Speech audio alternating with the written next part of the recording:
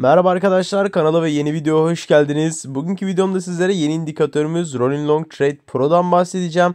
Videoya geçmeden önce şunu söylemek istiyorum arkadaşlar.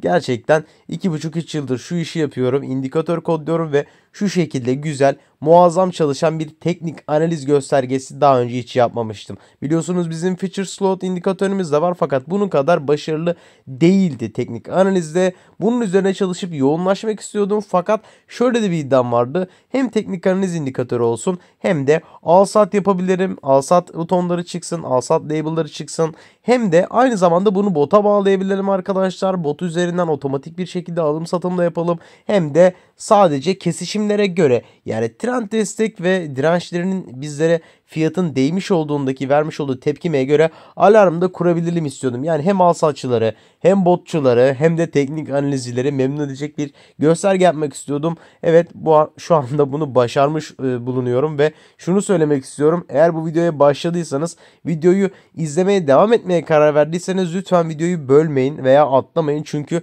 gerçekten çok önemli bilgiler paylaşacağım. Siz de bu konuda TradingView kütüphanesinde bu şekilde mantıklı çalışan, benim gördüğüm kadarıyla, ki yıllardır buna bakıyorum, sürekli kütüphanede indikatör araştırıp geziyorum, bunun kadar mantıklı çalışan hiçbir indikatör yok arkadaşlar. Bu konuda kesinlikle bir kere net olalım. Ben de sizler için bu videoyu asla kesime biçme yapmadan sizlere elimden geldiğince anlatmaya çalışacağım. Şimdi tüm indikatör tanıtımlarında yaptığım gibi öncelikle size şunu göstermek istiyorum.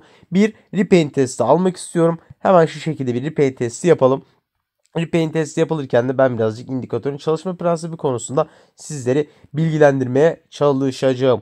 İndikatör kesinlikle repaint yapmıyor. Peki bu alsat sinyallerini neye göre veriyor? Görmüş olduğunuz gibi arkadaşlar, burada bir trend çizgileri oluşmuş durumda. Bu trend çizgilerinin kesişimlerinde bizlere vermiş olduğu etkileşime göre işleme giriyor. Yani bu direnci kırdığı zaman işleme gir, atıyorum bu desteği kırdığı zaman işleme gir. Long ve short olarak bunları ayarlıyor arkadaşlar. Bu bizim için gerçekten muazzam. Normalde bizler indikatör kodlarken, programlarken mutlaka bir değere bağlı kalıyorduk. Herhangi bir osilatör olur, işte ATR periyodu olur vesaire, işte Fibonacci değerleri olur. Bunlara bağlı kalarak bir şekilde indikatörümüzü yapıyorduk. Fakat bunların hepsi bir uyumsuzluğa giriyor arkadaşlar. Gerçekten uyumsuzluk olduğu zaman, en kralı da olsa sistemin, en kral değeri de vermiş olsanız, en iyi şekilde ayarlamış da olsanız, maalesef uyumsuzluk olduğu zaman mutlaka sizleri zarar uğratıyordu. Bunlardan en başarılı bir şekilde kullanıma sahip olan indikatörümüz zaten biliyorsunuz bizim Rolex Up indikatörümüz var. O tamamen bir al-sat indikatörü ve bota bağlanabilir bir indikatör. İsterseniz ona da bakabilirsiniz. Bu arada TradingView biraz geç geliyor, kusura bakmayın. Şu anda repaint testini mesela durdurdum ama hala mumlar oynamaya devam ediyor. Bunun için de hani yapabileceğimiz bir şey yok. Bu gayet normal bir durum. Peki bu indikatörümüzde ne var? Destek direnç periyotları var. Bakın R2, R1 vesaire yazıyor ama bu destek direnç periyotları gerçekten doji'den doji'ye çalışıyor. Bu bizim için neden önemli? Arkadaşlar bu dojilerin çıkmış olduğu son yerlerde biliyorsunuz fiyatların bu şekilde durup geri gelmesini ya da aynı şekilde shortta durup geriden yükselmesinin sebebi şu: emir defterleri dolu olduğu için, insanların limit emirleri olduğu için fiyat hemen anında hop geri çekiliyor. Bu destek direnç piyasaların oluşmuş olduğu günlerden itibaren, bakın şöyle bir şey, şu kısmı gördünüz mü? Direkt alt taraftaki çizgiye gelir gelmez hemen aşağı doğru çekildi. Bu piyasalar oluşmuş olduğu günden beri bu durum kesinlikle değişmedi arkadaşlar ve yıllardır aynı şekilde devam ediyor. Birazdan size bunun örneklerini rahatlıkla göstereceğim. Bunları hep beraber anlamış olacağız. Örnek veriyorum, bakın şu kısım. Demin de burası vardı. Bu onun uzamış hali, bakın. Alt taraftaki çizgilerden fiyat aşağı doğru kesmiş. Üst tarafta yine bakın direnç olarak kullanıyor. Peki biz bu kadar güzel seviyelerde işlem açmayalım mı? Bakın aynı durum burada da geçerli. Hemen şu kısma bakıyoruz. Üst tarafa direkt long işareti açmış, devam etmiş. Şurada bakın bir long işareti açmış. Bunun sebebi de şu: doji yukarı doğru çıktığı için sistem otomatik olarak buradan bir long işlem gelebilir diye düşünüyor. Bunun sebebi de buradan işlem açması. Bu işlemlerin her zaman başarılı olmadığını söyleyebilirim. Sebebi de şu arkadaşlar: algoritmik olarak yapılabilecek en son şeyi zaten sizler için şu anda bu indikatörde yaptım. Peki bunun sebebi şu: şu şekilde al-sat indikatörüyle al-sat yapmak isteyen arkadaşlar ya da bota bağlamak isteyen arkadaşlar bu tarz durumlara göz yummak zorunda kalacaklar. Çünkü bizler normal teknik analizde nasıl yapıyoruz? Örnek veriyorum, bir pozisyona girmek istediğimiz zaman şu şekilde hemen bir işlem açıyoruz. Geliyoruz, örnek veriyorum, ben bir işte alış pozisyonu, alış işlemi yapmak istiyorum. Hemen şu şekilde uzun pozisyona çekelim. Buradaki direnç çizgisinin üst tarafına, biraz daha üst tarafına hemen bir alış atıyorum. Ve buradan kendime göre kar belirliyorum. İşte %1, %2 neyse. İşte stopumu belirliyorum. Bu şekilde işleme giriyorum. Fakat indikatöre algoritmik olarak bunu yaptırmak gerçekten kolay değil. O yüzden arkadaşlar direkt doji değdiği anda çizgiye bizlere hemen alış işareti yakıyor. Bu arada şunu da söyleyeyim. Label'lar geç geliyor. Yani label dediğimiz olay şu. Bakın şuradaki long bir yazısı geç geliyor. Normalde biz işleme şurada girmiş oluyoruz. Bakın şurada minik bir mavi artı var. Aynı şekilde şurada da gözüküyor hemen. Hatta şöyle bara dokunayım da direkt karşımıza çıksın. Bakın şurada beyaz bir çizgi çıktı hemen barın içinde. Bakın burada görmüş olduğunuz gibi bu da diğer bir önceki girmiş olduğu işlemin long profit'i. Bu barın içerisinde de şu şekilde size tekrardan göstereyim. Bakın mavi bir artı var arkadaşlar. Videoyu durdurup da bakabilirsiniz. Yani bir bar önceden biz işlemlerimize giriyoruz. O yüzden şuradaki şu kırmızı hemen görmüş olduğunuz yerin dojisi üst taraftaki sarı direncimize çarptığı için bizlere long işlem açtırmış durumda. Peki bu indikatörün ayarlar bölümünde ne var? Hemen onu da size göstereyim. Desteklenen çizgilerini ayarlayabileceğiniz bölümler, periyod ayarlayabileceğiniz bölümler, trend çizgilerini ayarlayabileceğiniz bölümler ve al sat için long aktif, short aktif bölümleri var. Bunları açıp kapatabiliyorsunuz istediğiniz gibi. Benim şahsi tavsiyem şu arkadaşlar. Önerim şu. Bu işi yapacaksanız, bu işten para kazanmayı hedefliyorsanız kesinlikle manuel işlem yapın. Birazdan sizlerle beraber Bitcoin'de dahil olmak üzere birçok coin gezeceğim. Videoyu çok da uzun tutmamak için hızlı hızlı geçeceğim. Ne demek istediğimi çok iyi anlayacaksınız. Basit olarak teknik analizle nasıl işleme giriyoruz? Ondan çok kısaca bahsedeceğim arkadaşlar. Örneklendirmemi yapmak adına söylüyorum. Şöyle farklı bir coin'e geçelim. Bu arada bu teknik analiz bütün grafiklerde çalışıyor. Yani borsalarda işlem yapacak arkadaşlar için işte BIST'te işlem yapacaklar, Nasdaq'ta işlem yapacaklar. Hepsi kullanabilir. Herhangi bir problem yok. Bakın burada zaten hemen satış işaretini görüyorsunuz. Nasıl çalışıyor? Şu şekilde arkadaşlar bizler işleme girerken ne yapıyoruz? Hatta isterseniz şunu şöyle yapalım. Çubuk tekrarından bakın şuraya getirelim. Farklı bir yere çekmediyse çizgi tekrar aynı yerden göreceğiz. Bakın şimdi ne yapıyoruz biz? Deminki senaryoyu geri aldım. Şöyle bir çizgimiz oluşmuş ve siz de buradasınız. Ne diyoruz? Buradaki çizgi aşağı doğru fiyat kırmaya başladığında ben işleme gireceğim. Peki nereye kadar işleme gireceğim? Ne kadar kar alacağım? Şu şekilde yapıyoruz arkadaşlar. Deminki göstermiş olduğum gibi hemen şöyle buradan bir short pozisyon gireceğiz. Bu çizginin biraz daha alt tarafında tutuyorum ben. Fiyat şu anda burada olduğu için hemen hemen şuraları tekabül edecek şekilde ayarlıyorum.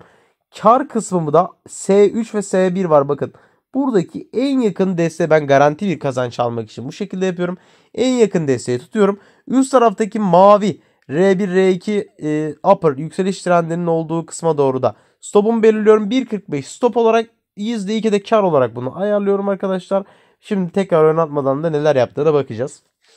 Görmüş olduğunuz gibi buradan işleme girdik. Belirlemiş olduğumuz karı da hemen aldık. Bakın çok daha fazla aşağısına doğru gitti. Ben şu anda sizin için rastgele bir nedir onun ismi? Rastgele bir coin seçtim ve rastgele coin de sizlere bunu gösterdim. Tekrar şöyle backtest'ini de göstermek istiyorum. Bu repaint olayı gerçekten çok önemli indikatörlerde. Bu arada şunu da söyleyeyim. İndikatörümüzü isteyen herkes, kullanmak isteyen herkese ücretsiz bir şekilde deneyimleyebilmesi için İnternet sitemize gidip bize canlı destek üzerinden mesaj atabilirsiniz arkadaşlar. Sadece şunu söyleyeyim. Çok fazla yoğunluk oluyor. Hepinize hemen dönemiyorum. Daha sonra da olsa mutlaka size indikatörün tanımlamasını yapıyorum arkadaşlar. Ben ve diğer arkadaşlarım da sizlere bu konuda tanımlamalarınızı hızlı bir şekilde yapıyoruz. Bakın fiyatın durduğu yeri görüyor musunuz? Bir önceki hemen hop ne oluyor? Destek seviyesinde support resistance seviyelerinde fiyat kırılımlarını tutuyor arkadaşlar. Ve sürekli bu yenileniyor. Bu arada şunu da söyleyeyim. Bu durum bu şekilde. Şu cümlemi de bitireyim bu arada. İsteyen herkese TradingView kullanıcı adınızı yazmanız yeterli. Ücretsiz bir şekilde deneyimlemeniz için sizlere indikatörü paylaşacağız. Şimdi girdiniz, atıyorum çok sevdiğiniz bir nedir onun ismi, bir coin var. Bu arada sadece 1 saatlikte değil. İsterseniz şöyle hemen 15 dakikalık grafikleri sizlere örnek göstermeye çalışayım. 15 dakikalık grafiktesiniz. Girdiniz bir coin'e. Baktınız şu anda sizin için uygun bir yer yok arkadaşlar. İşlemin girişiniz için uygun bir yer yok. Bu arada bu indikatör için detaylı teknik analiz ile ilgili videolar çekeceğim. Bilginiz olsun. Geliyorum hemen indikatörün ayarlar bölümüne. Alt tarafına doğru iniyorum. Bakın burada zaten hepsine tooltip koydum arkadaşlar ben. Burada bakın ne yazıyor tıkladığım zaman. Bu sayıyı düşürüp kaldırmak tüm al sat şeklini değiştirir. Yüksek sayılar uzun trend, düşük sayılar kısa trend anlamına gelir. Şu anda 20'de indikatörün standart ayarı bu. Ben bu 20'yi 10 yaparsam benim hemen desteklenen çizgilerimin yönü ve şekli değişecektir. Bakın şu anda değişmedi ama farklı bir coin'de size bunu çok daha rahat bir şekilde göstereceğim. Bunların yönü değişecektir arkadaşlar. Siz bunları 10 veyahut atıyorum işte 5 kısa ve uzunluğuna göre ayarlayabilirsiniz. Bu çizgilerin periyodun yani sayı uzadığı zaman garantiliğimiz biraz daha artıyor. Sayı kısaldığı zaman da trend çizgileri daha kısa barlar arasında bir ölçüm yaparak bizlere o şekilde bir imkan sunduğu için ondan dolayı da burada ne yapıyoruz arkadaşlar? Kazancımız da tabii ki biraz daha düşmüş oluyor. Bakın aynı durum geçerli. Çizgiyi şu üstteki çizgiyi kırmış. Yukarı doğru geçmiş. Bakın yukarı doğru geçmiş ve fiyatın döndüğü noktaya bakın. Hemen şöyle bakın. Şuradan işleme girdiğinizi düşünün. Üst tarafına bizler bakıyor olsaydık 0.51 kar belirlemek zorundaydık. Çünkü bakın burada ne oluyor? Rezistans 3 değerleri direncimiz 3. direnç seviyemize çok yakın olduğumuz için burada mutlaka stop koymak zorundayız. Neden? O da şuradaki doji'den dolayı bakın. Ta oradan buraya gelen bir durum var. Bizler de işlem çıkışımızı buna göre ayarlıyoruz. Hemen şöyle rastgele farklı bir coin seçiyorum.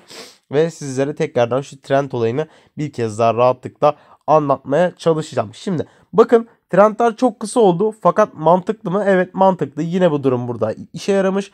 Trendin bakın stop ettiğimiz seviyeler yine mavi, ilk mavi çizgimiz. Short'ta da aynı şekilde bakın ilk kırmızı çizgimiz. İsterseniz tabii ki de devam ettirebilirsiniz. Aşağı kadar çizgiler burada devam ediyor fakat riskli olmaması açısından ben bu konuyu çok fazla uzun tutmanızın taraftarı değilim arkadaşlar. Kısa çizgilerde de hemen yani her konuda, her grafikte işlem yapabilirsiniz. Fakat şunu da unutmayın.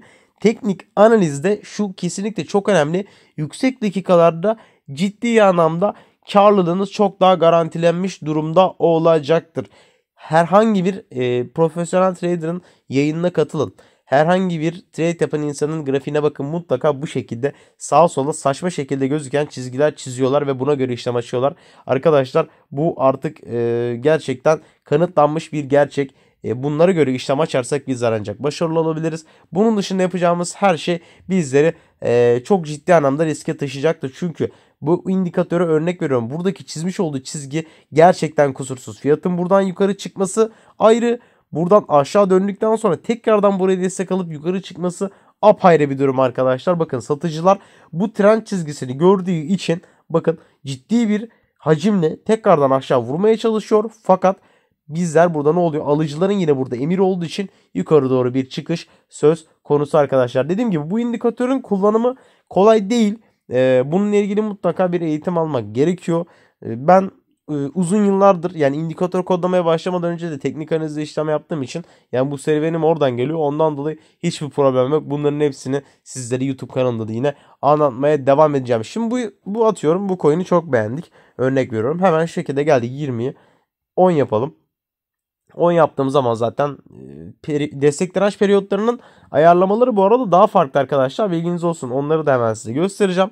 Şu şekilde yaptım. Bakın alt tarafta hemen short için ve üst tarafta da hemen çizgilerim oluştu.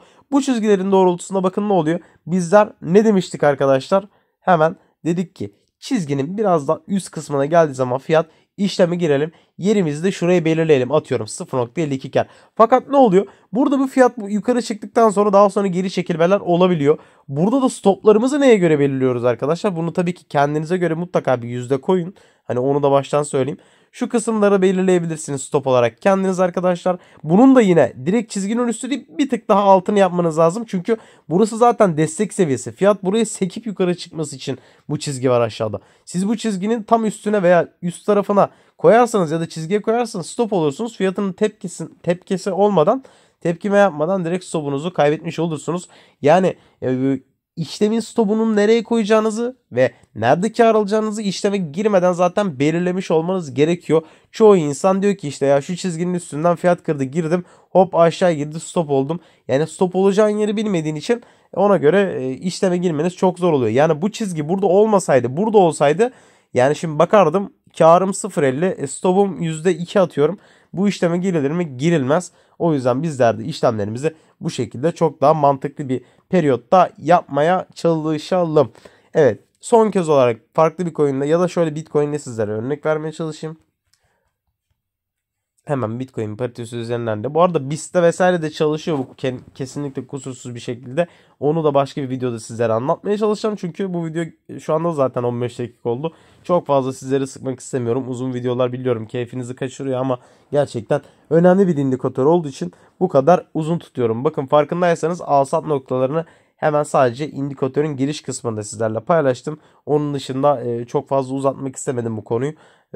Hani sık boğaz etmek istemedim. Bu arada şunu da söylemek istiyorum. Destek dirençler için birebir limit atabilmeniz için şu şekilde küçük bir tablo var. Bu tablodan da direkt hemen rahatlıkla support ve resistance destek direnç noktalarında rahatlıkla görüp işlemler yapabilirsiniz arkadaşlar. Çok rahatlıkla bunu da kullanabilirsiniz. Şimdi Bitcoin tarafına gelelim. Şu anda 15 dakikalık grafikteyim bu arada. Önceki işlemlerini değerlendirmek gerekirse zaten burada görüyorsunuz durumları. Alt taraftaki çizgiyi de görüyorsunuz. Fiyatın ciddi anlamda hacimli bir şekilde düşüşünü de görebiliyorsunuz. Bu kadar büyük bir hacim Bitcoin için gerçekten çok ciddi derecede önemli bir durum. Bu kadar ciddi bir hacimli satışa bile görmüş olduğunuz gibi destek ve direnç noktaları fiyatı nasıl durdurmuş arkadaşlar. Bazı sekmeler tabii ki de olmuş fakat fiyatı ciddi anlamda kontrol altına almış. Geldim örnek veriyorum. İşleme gireceğim. Şu anda fiyat çok absürt bir seviyede. Buralardan kesinlikle işlem açmanızı ben tavsiye etmiyorum. Çünkü buradaki satış elinde çok ciddi anlamda bir Bitcoin olan hodl'cının satışı gibi duruyor. Yani teknik analizde çok mantığı olmayan bir satış. Şu anda 2 dakikalık gördüğüm kadarıyla söylüyorum bunu size. Tabii ki de daha farklı değerlendirilebilir. 10 ayda atıyorum 20 yapıyorum. Hemen 20'ye geliyorum. Mantıklı bir yön arıyorum kendime işlem girmek için. Bakıyorum bu seviyelerden hemen aşağı yukarı benim için mantıklı sayılabilecek bir durum. Çünkü ta alt taraftan çekmiş olduğum yerde bile üst tarafta yani bundan yani 4-5 saat sonrasında bile daha sonrasındaki dojiler uyum sağlıyorsa bu benim için mantıklı bir trend çizgisidir arkadaşlar. İşlemlerimi de yine buna göre yapıyorum. Tabii ki de bunların içler ve dışlar olarak ayrımları da var. Benim sizlere anlatacaklarım bu indikatörle ilgili bu şekilde. İndikatörümüze dediğim gibi daha henüz satışa sunulmadı. Satışa sunulmadan yine internet sitemiz üzerinden canlı destekte görüşüp indikatörün denemelerini yapabilirsiniz arkadaşlar. Yani aşağı yukarı 2 günlük bir deneme süreci olacak sizler için. Videoyu kesinlikle kesip biçmedim. 17 dakikadır sizlere indikatörün tanıtımını yapıyorum. Bir beğeninizi ve aboneliğinizi alırım. Kanalımda bu şekilde birçok içerik paylaşıyorum. Bir sonraki videolarda tekrardan görüşmek üzere.